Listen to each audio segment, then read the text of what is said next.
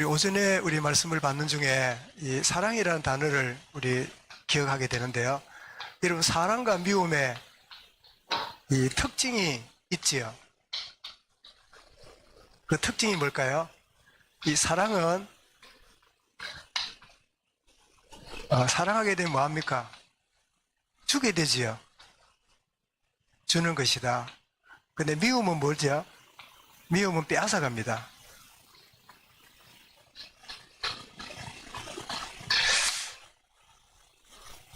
여러분, 친구 중에도 이 친한 친구가 나하고 안 친하고 저쪽으로 가잖아요. 그러면 미움을 가지고 막 말을 만들어내잖아요. 근데 그 궁극적인 이유가 뭐죠? 그 사랑을 빼앗고 싶은데 저리 가니까 하는지 그지요? 그러니까 미움으로 표현되는 거잖아요. 근데 여러분, 사랑이 이렇게 나오는 배경이 어딜까요? 이것은 하나님입니다. 이 빼앗는 거는요, 사단이 주는 거지요. 자네 주는 건데. 그래서 요한복음 10장 10절에 뭐랬습니까? 도적이 오는 것은 도둑질하고 죽이고 멸망시키려는 것뿐이요. 그 도적이 누굴까요? 사단이지요. 내가 온 것은 생명을 주려 하고 더 풍성히 주려 함이라. 이게 나오지요. 그래서 하나님의 것에 우리가 지배당하면 우리는 영의 사람이 되어지고, 요 사단의 영향을 받게 되면 뭐지요? 육의 사람으로 살아가게 되지요. 그래서 우리가 정말 하나님의 크신 사랑에 은혜 가운데 있게 되면 무엇을 줄 것인가 늘 우리가 관심을 갖게 되면서 가장 소중한 걸 주는 게 뭘까요? 그게 복음이잖아요. 그래서 우리가 복음을 전하는 자가 되고, 빼앗는 자가 되면 뭐가 될까요? 하여튼 사단이 기뻐하는 일을 따라가는. 그래서 어찌 보면 남에게 너무 잘해주는데요, 잘해주는 것 때문에 복음은 못 전하면 그 잘해주는 것 때문에 복음 방해하는 꼴이 되지요. 사단은 좋은 것 가지고 더 중요한 것을 놓치게 만드는 그런 일을 하고 있는데, 그래서 사랑과 미움은 주는 것과 빼앗는 것, 하나님과 사단의, 그리고 영의 사랑과 육의 사랑, 이렇게 드러난다는 것을 한번 정리할 필요가 있겠다 싶어서 말씀을 제가 드렸는데요. 오늘 우리 히브리서 8장을 보면서 새 언약의 대제사장 예수 그리스도인데, 우리 한번 이 정리된 대로 보겠습니다. 여러분, 성경은 언약의 약속의 책이지요. 그래서 아시는 대로 신약이 뭡니까? 뉴 테스트먼트, 새로운 약속. 구약이 뭐지요? 올드 테스트먼트, 오래된 약속, 약속의 책이잖아요. 그래서 구약은 먼저 주신 약속인데, 이 구약의 상황을 보면 이스라엘이 바벨론 포로로 끌려갑니다. 그러다가 페르시아가 일어나가지고 바벨론을 무너뜨리니까 이스라엘이 바벨론 통치를 받습니다. 페르시아 통치를. 그러다가 헬라가 일어나가지고 우리 아는 대로 마게도니아의 이 헬라가 누구지요? 알렉산더 대왕이지요. 여기에 지배를 정복을 당하다가 로마가 일어나서 헬라를 무너뜨리고 로마가 세계를 지배하는데, 이 로마의 식민지가 되게 됩니다. 요 기간이 창세기부터 BC 400년 말라기 선지자 활동까지인데, 요 오간에 이스라엘에 이런 상황이 벌어지죠, 구약에. 그러다가 신약은 다음에 주신 약속인데, 그리스도께서 오셨는데 약속의 성취자로 오셨지요. 근데 우리는 구약, 신약 이러니까 말라기하고 이 마태복음하고 중간에 공간이 있습니까? 딱 붙어 있습니까? 여러분, 성경이 어떻습니까? 딱 붙어 있지요? 붙어 있으니까 바로 넘어오는 것 같지만 사실은 400년의 텀이 있어요. 그걸 보고 신구약 중간기라 그럽니다. 그래서 신학교에서 신구약 중간기를 한 학기 강의를 해요. 왜냐하면 예수님 오시기 전에 어떤 역사적 상황인가 그리 보는데, 저희 교회도 언제 기회 되면 한번 시간을 가지면 좋겠는데요. 요 구약과 신약의 중간기가 약 400년 동안에 이렇게 전개가 되는데, 이때 수많은 분파가 생겨납니다. 말라기 선지자가 죽고 나서 마태복음이 기록되기 전 400년 동안 수많은 분파가 일어났는데, 그 분파가 뭐리죠? 신약에 나오는 바리새파, 사두개파, 서기관, 이런 분파들이 일어나서 활동하는 중에 주님이 또 오셨어요. 그럼 분파가 일어난다는 것은, 이 분파가 있다는 말은 자기 주장이 강하단 말이죠. 나는 이게 옳다고 생각해. 나는 저게 옳다고 생각해. 자, 이렇게 내가 옳다 생각하는 거기에 누가 오셨어요? 주님이 오셨어요. 자, 주님이 오셔가지고 구약의 내용을 이제 성취하신 내용을 말하니까 자기 기준을 가진 사람들이 누가 이야기를 할 때 잘 받아들입니까? 안 받아들입니까? 잘 안 받아들입니다. 죽지 않으면 못 받아들여요. 깨어지고 무너지지 않으면 자기 기준으로 받아도 받아들이지 자기 기준을 내려놓고 이거를 수용하는 게 잘 어려워요. 그러니까 예수님을 오히려 어떻게 해요? 자기 기준과 합작을 해가지고 예수님을 십자가에 죽여버리는, 왜? 내 기준으로 내가 살아왔던 원리대로 살겠다는 인간의 참 자기 주장의 결정판이 뭐지요?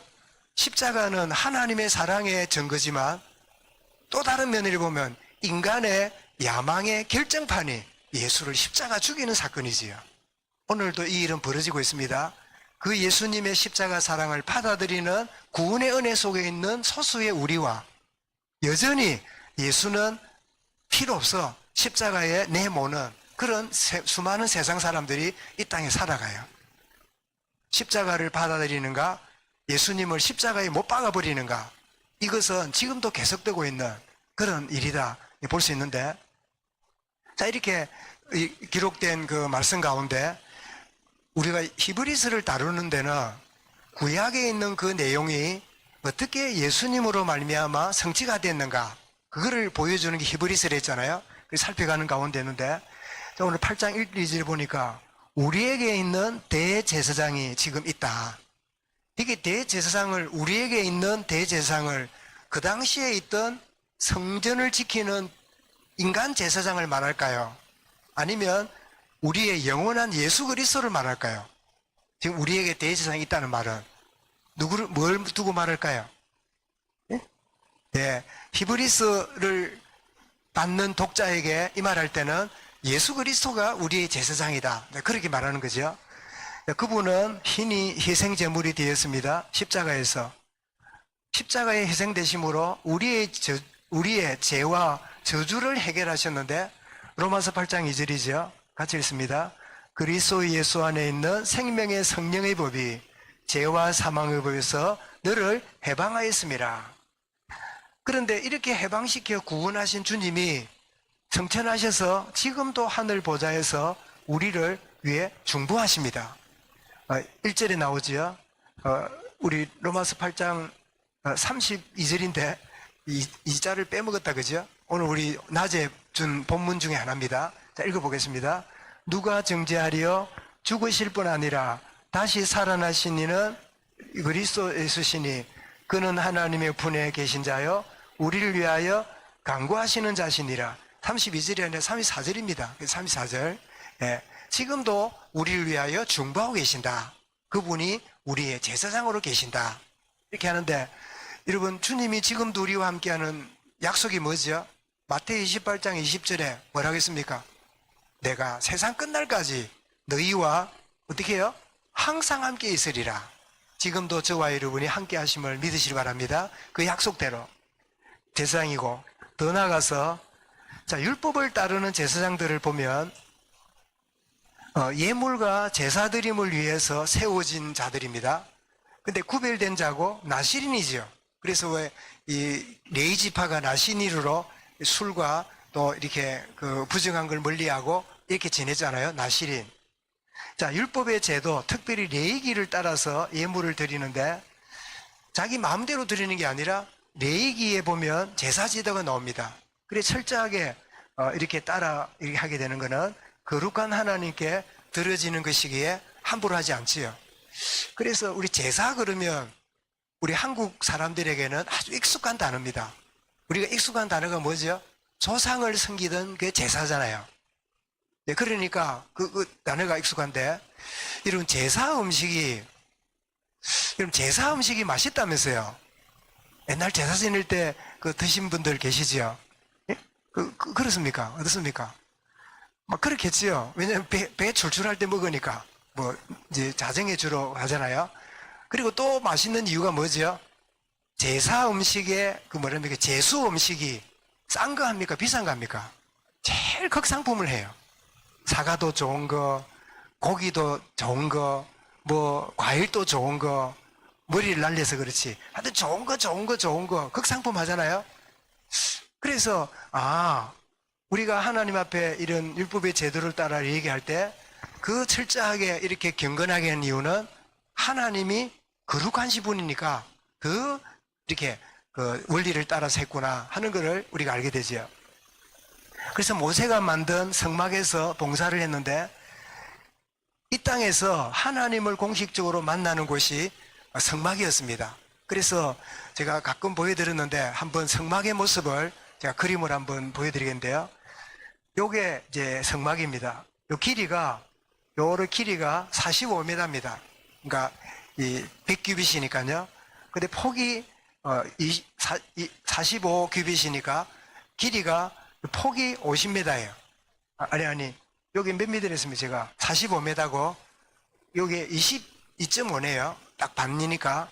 요 이제 동쪽에 문이 있고 이렇게 들어가면 번제단이 있고 그 다음에 여기 물두멍 손을 씻는 그리고 이렇게 그 하얀 옷을 입은 분들은 제사를 돕는 이 레위인들입니다. 그 제물을.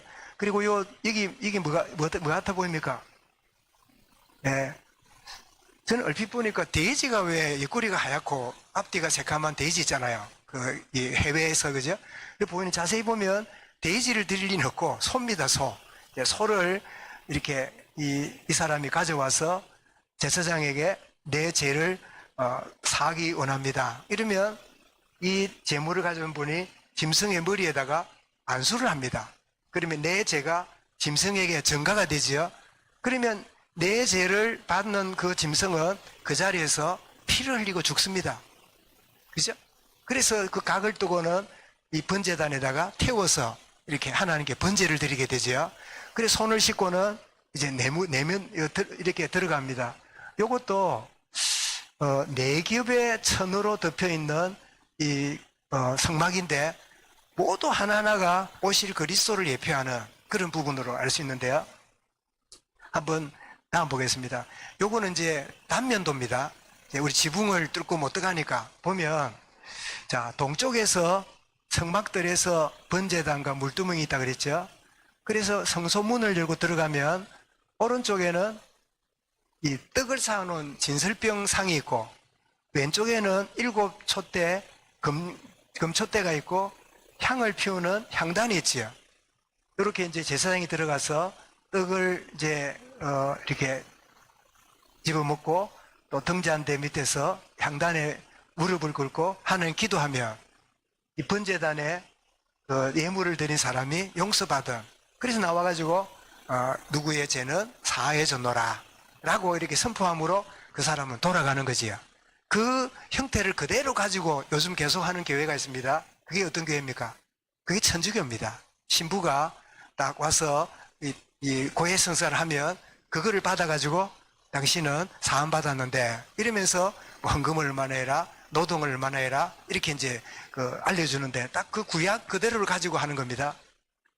요게 이제 요거를 조금 더 이제 전체를 보게 되면 성막 주변에 이렇게 12지파가 동서남북으로 이렇게 진을 친다는 내용이 나오죠. 민수기에 보면.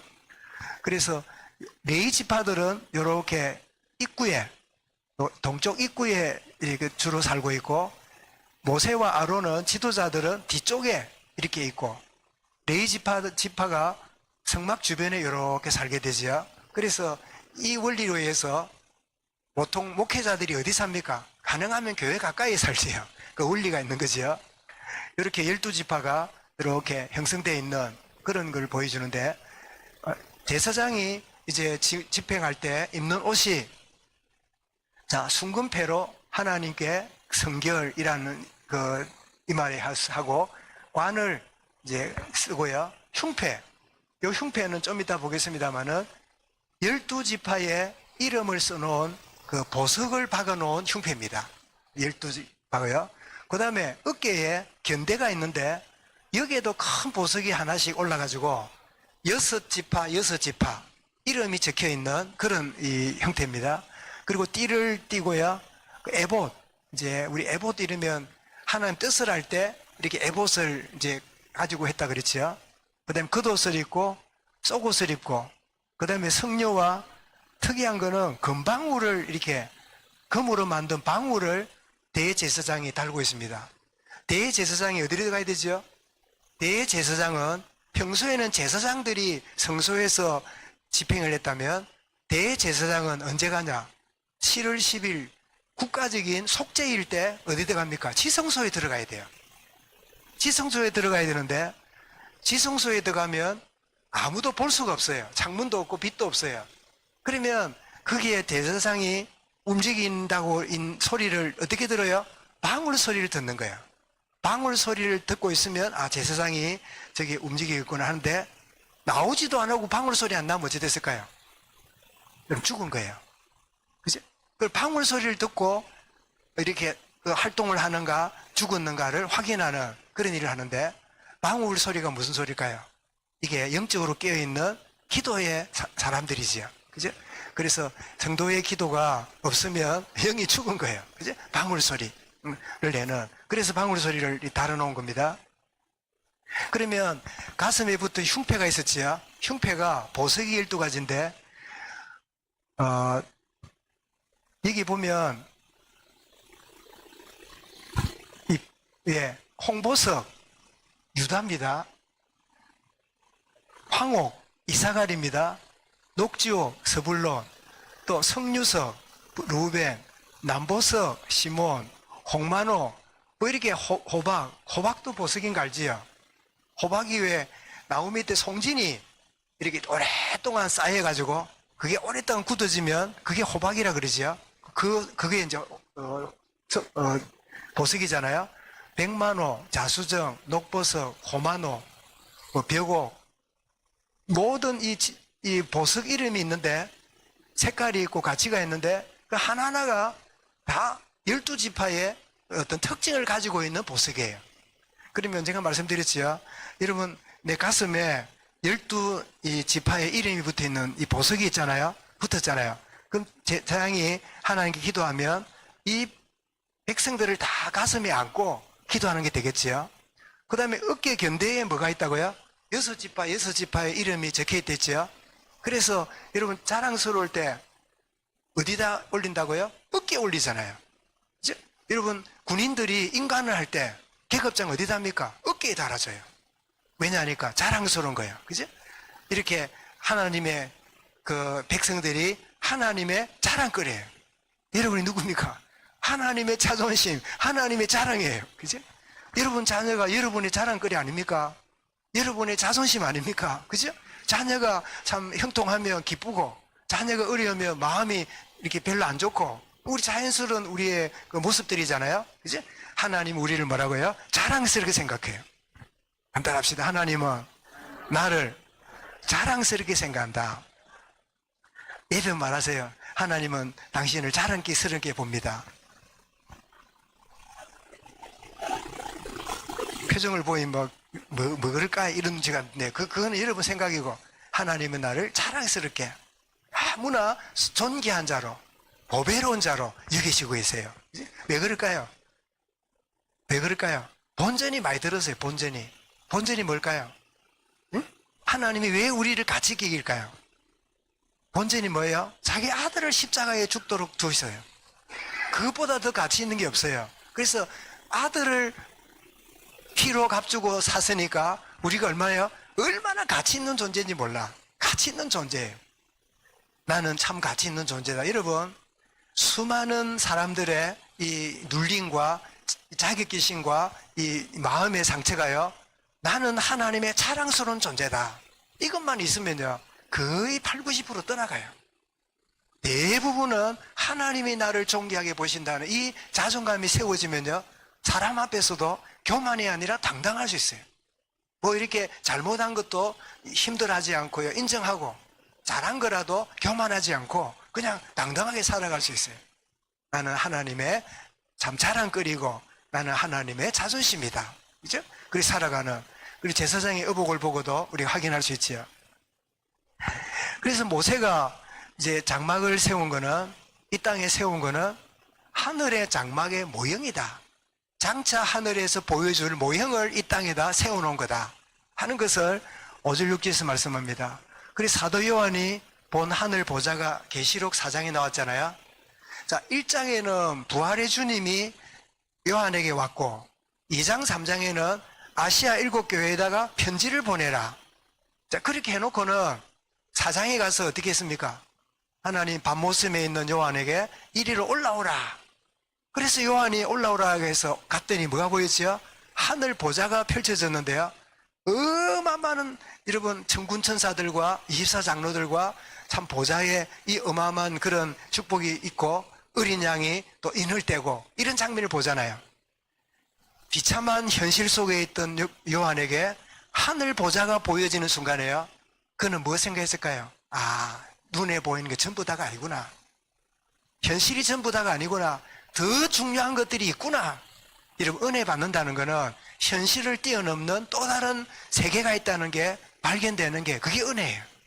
이런 은혜의 세계의 비밀을 매 순간 누려가길 바랍니다. 현실, 문제, 눈에 보이는 게 전부 다가 아니다 하는 것을 요한이 깨닫잖아요. 그래서 하늘 보좌를 보니까 땅의 성막 이것은 뭐지요? 하늘의 것의 상징이고 그림자일 뿐이에요. 장차 가게 될 영광스러움을 참 이렇게 이 땅에서 모형으로 보여준 그게 바로 장막이고 성막이다. 유대인들아, 지금 너희들이 성막 중심으로 있느냐? 하늘의 것의 모형일 뿐이다. 하나의 그림자일 뿐이다. 그 이야기를 하는 거죠. 그래서 첫 것은 낡아지고 쇠하여진다. 13절에 성취가 되니까. 그래서 주님이 성전이 친히 되신다고 했습니다. 요한복음 2장 21절에 이 성전을 헐라 3일 만에 세우리라. 그렇게 말씀하니까 유대인들이 뭘 했습니까? 아니 46년 동안 지은 성전인데 어떻게 3일 만에 세우냐고. 이렇게 하니까 주님 21절에서 하신 말씀이 이겁니다. 같이 읽어보겠습니다. 예수는 성전된 자기 육체를 가르쳐 말씀하신 것이라. 그러니까 여러분, 종교의 틀로는 복음의 비밀이 안 깨달아져요. 자기들이 가장 옳다 생각해요. 이 성전을 헐라 3일 만에 다시 세우리라. 뭘 말하지요?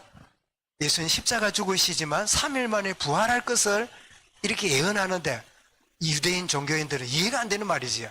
그래서 결국은 바로 이 성막은 예수님 몸을 그림자처럼 보여주는 것임을 우리 알게 됩니다. 자, 왜 첫 것은 낡아지고 새하얘질까요? 하늘에 준비되어 있기 때문입니다. 요한 14장 2절에 보면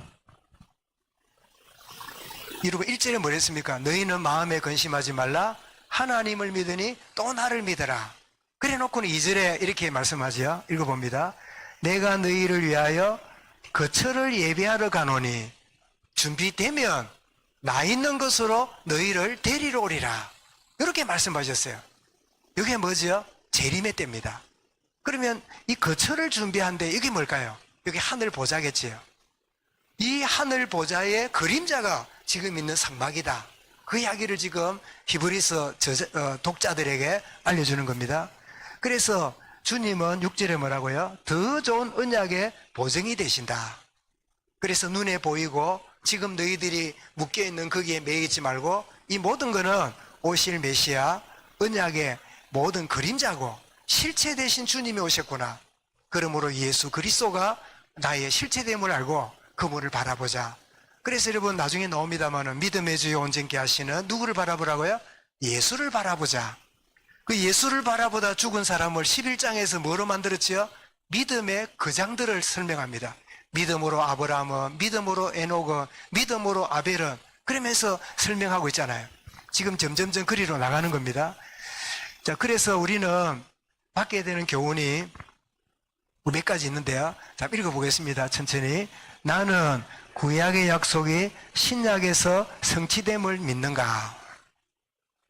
두 번째입니다. 나에게 주어진 약속이 언약으로 믿어지는가? 여러분, 하나님 말씀이 내게 들리긴 해도 그 말씀이 나하고 탁 스파크가 안 되면요, 그냥 지나가고 마는 거예요. 저는 말씀드렸죠. 여러분, 그 학교 세계사 선생님이 나사렛에 태어난 예수가 십자가에 죽어서, 나사렛 예수가 인류를 위해 죽어서 이건 역사적인 사실이야 라고 세계사 선생님이 가르칩니다. 왜? 역사적으로 맞으니까. 그런데 이 선생님이 크리스찬이 돼갖고 이래 말합니다. 이 예수, 나사렛 예수가 나와 여러분의 죄를 위해서 죽으셨어. 이래 가르치면 아이들이 뭐랄까요? 예, 선생님 크리스찬이네. 예수쟁이네.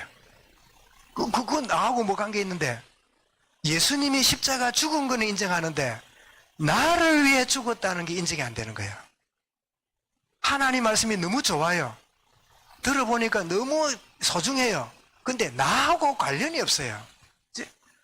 우리가 신앙이 이렇게 되기 쉽습니다. 그래서 여러분 아는 대로 I know him 이라면 나는 그를 안다. 그 뜻이잖아요. 그런데 그에 대해서는 I know about him, 그에 관해서 안다 할 때는 다른 이야기예요. 다른 이야기예요. 예를 들면 우리 여기 나서니까 다른 분, 우리 홍근사님이 홍장로님 부인이잖아요. 그리고 근선에 어떤 사람이 모르고 저기 김해 홍기표 씨 압니까? 이런 누가 문다고 하는 거죠? 물어보면 아, 그래요, 압니다. 이제 물어보면 이제 압니다 하겠지, 그죠? 그러면 이제 어찌 압니까 하면 아, 제 남편입니다. 이러면 더 이상 말 안 하죠. 아, 그러겠네, 그러겠지요. 그 제보고 묻습니다. 홍기표 씨를 압니까? 예, 저 압니다. 어찌 압니까? 저게 장로님입니다. 아, 그렇습니까? 뭐 이러고 이렇습니다. 장규 씨 진짜 압니까? 이러면 저는 잘 몰라요. 권순의 권사님만큼 몰라요. 그죠? 잘 때 하품을 하는, 일을 가는지, 뭡니까 또, 장거리를 하는지, 나 잘 몰라요. 같이 잘 안 잡았기 때문에. 그죠? 무슨 말입니까? 장로님에 대해서, 장로님 관해서 제가 알지만, 장로님 자체를 잘 몰라요. 이 말이 이제 모른다는 뜻이 아닙니다. 한 예를 드는 겁니다. 예수님에 관해서 너무 잘 알아요. 아볼로 목사가. 근데 예수님을 몰라요. 그래서 브리스길라 부부 평신도지만 아볼로 목사님을 초청해서 어떻게 해요? 복음의 비밀을 전했더니 이 아볼로가 예수에 관해서 전하던 목사가 예수 그분을 전했어요. 이게 바로 언약의 신앙입니다. 알고 있는 게 아니라 내 것이 되는 거죠. 내 것이 되는 신앙.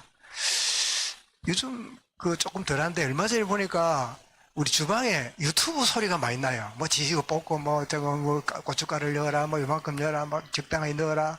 가만히 보니까 우리 이제 아내가 음식 한다고 저 유튜브 보고 이거 보고 이래 해요. 그래가지고 내놓으면 우리 잘 모르겠는데 말은 이제 하지만 맛이 그래 막 뛰어나진 않아요. 뭘 보고 했는지 모르겠는데. 그런데 가만히 보니까 그것도 잘 안 해.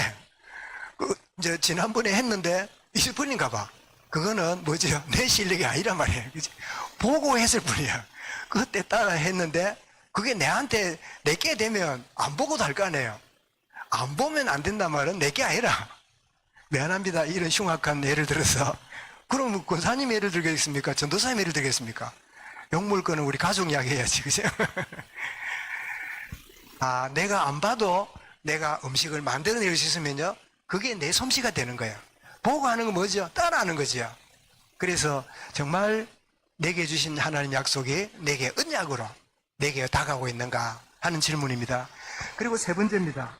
특별히 우리 헌신 예배 드리는 남전도에 같이 잘 읽어봐야 되겠습니다. 같이 읽습니다. 내주하시는 성령의 깨닫게 하심과 말씀의 제 주심에 순종하고 있는가? 에스겔 36장 26절, 미안합니다. 27절인데요. 계속 읽겠습니다. 새 영을 너희 속에 두고 새 마음을 너희에게 주되 너희 육신에서 굳은 마음을 제거하고 부드러운 마음을 줄 것이며 또 내 영을 너희 속에 두고 너희로 내 율례를 행하게 하리니 너희가 내 규례를 지켜 행할 순종할지라. 여러분 36절을 줄 것이며 주의 성령으로 우리 마음을 부드러운 마음을 줄 것이란 말이죠. 근데 뒤에 나오는 27절은 그렇다면 이 결과가 뭐냐? 내가 말씀을 순종하게 된다는 거예요. 행하게 된다는 거예요. 그렇다면 제가 우리 매일 읽는 우리 이제 내용들을 올리고 하잖아요. 저도 개인적으로 다른 걸 보기도 하는데 제가 어제 큐티를 있는 중에 이 한 전도자가 이 한 가정을 이렇게 뭐 때문에 방문했는데 그 가정의 사람이 예수를 진실하게 영접한 거예요.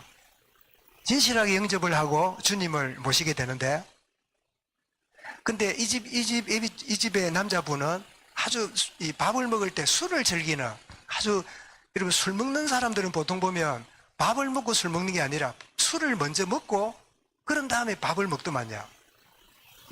그 왜 그런지 모르겠는데 조금 오늘 또 뭐 과일을 밥 먹고 나서 먹는 것보다 밥 먹기 전에 과일을 먼저 먹고 그다음에 밥을 먹고 뭐 이런 이야기도 했는데, 우리 저 방근사 있는 합천회가 그렇더만요.